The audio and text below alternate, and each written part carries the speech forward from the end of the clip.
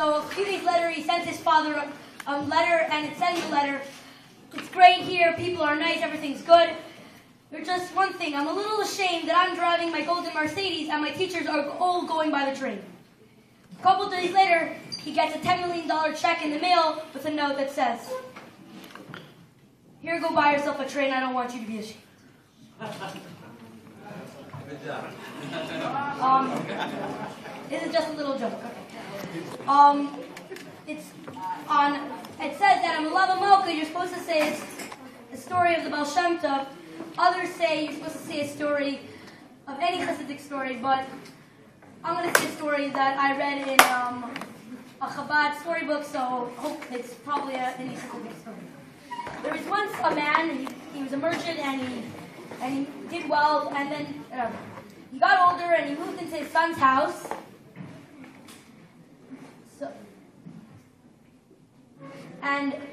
So he moved into his house, he was older, and he made like a little few problems in the house. He would spill, he would mess up, he would forget stuff, and it was hard to live with him. One day they were eating supper, and the old man was pouring himself a nice cup of red wine, and he slips and he spills the red wine all over the fancy tablecloth, and his son's face is fuming, it's purple, it's red, he's getting very, very angry.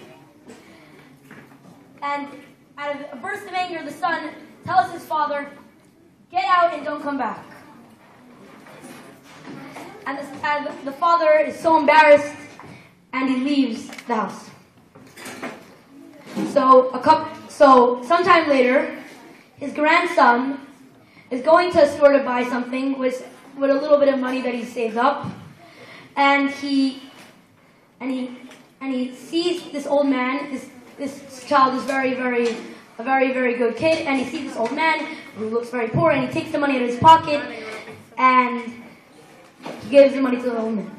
The old man mentions to him, he says, "You look familiar, I think you're my grandson." So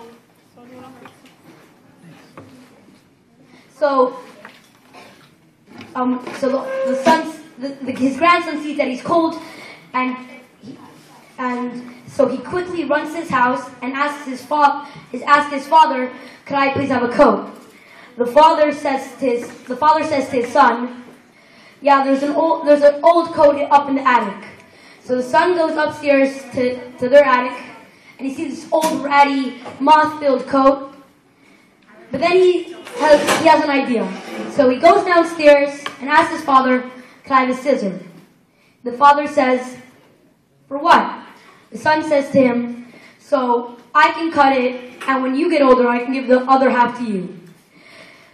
The father recognizes what he has done wrong and runs out to his father outside and brings him back in and treats him for the rest of his life with utmost respect and care. What we must learn from this is that we always have to be respectful to our parents, even if we don't understand them or it's hard for them, no matter what their age is. Right now, it's very easy for us to respect them since we're still kids, but it might be harder when we get older. So we have to learn that we always have to be respectful and good luck, everybody.